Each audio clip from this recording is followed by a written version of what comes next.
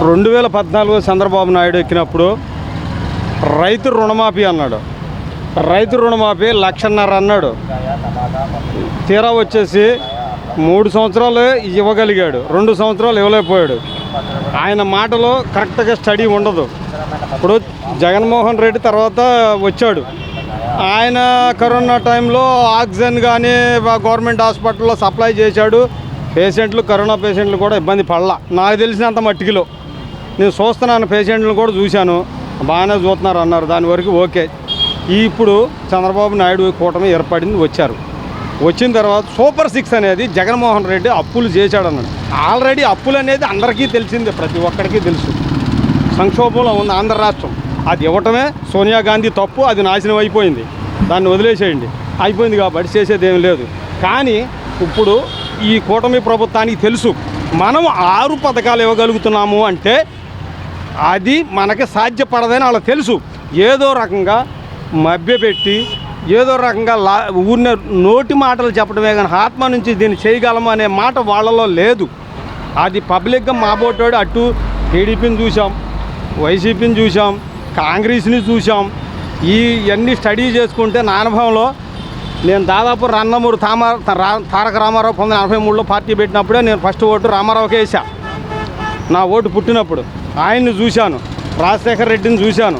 ఇప్పుడు ఎక్కే వాళ్ళంతా ఈ బూతులు తిట్టుకోవటం, పరిపాలన ఏంటి, అసలు జనాల నాడి ఏంటి.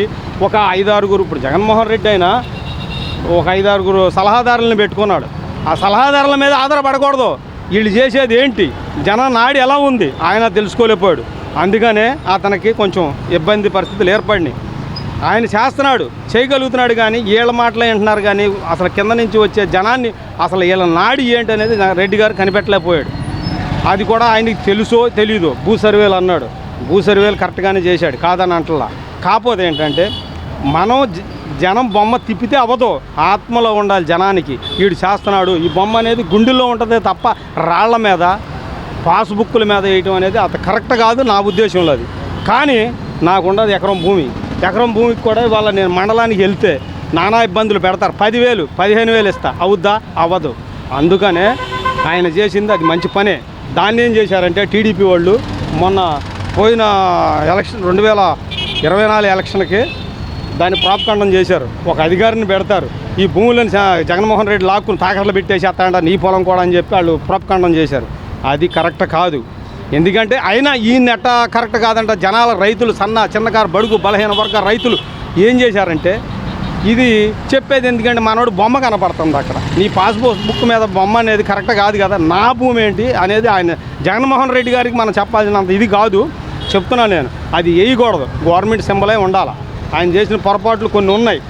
ఇప్పుడు బొమ్మ అనేది చూపిస్తే వాటి మీద తవ్వుద్దా, మనసు గుండెల్లో ఉండాలి. రామారావు, వైఎస్ రాజశేఖర్ వాళ్ళు నిలిచిపోయారు. అలాగే నువ్వు చేసి ఉన్నట్టయితే నీకు అక్కడ ప్లస్ పాయింట్ అయ్యేది.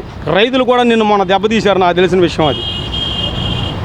మొన్న ఎలక్షన్ కూడా రైతులు కూడా ఇటు వైసీపీకి వేద్దాం అనుకున్న వాళ్ళు కూడా టర్న్ అయింది. ఒక 2 రోజుల్లో టర్న్ అయింది కొంత. అక్కడ ఈ భూ సర్వే జగన్మోహన్ రెడ్డి లాక్కుంటున్నాడు. ఏ ప్రాపకాండం చేశారు టీడీపీ వాళ్ళు.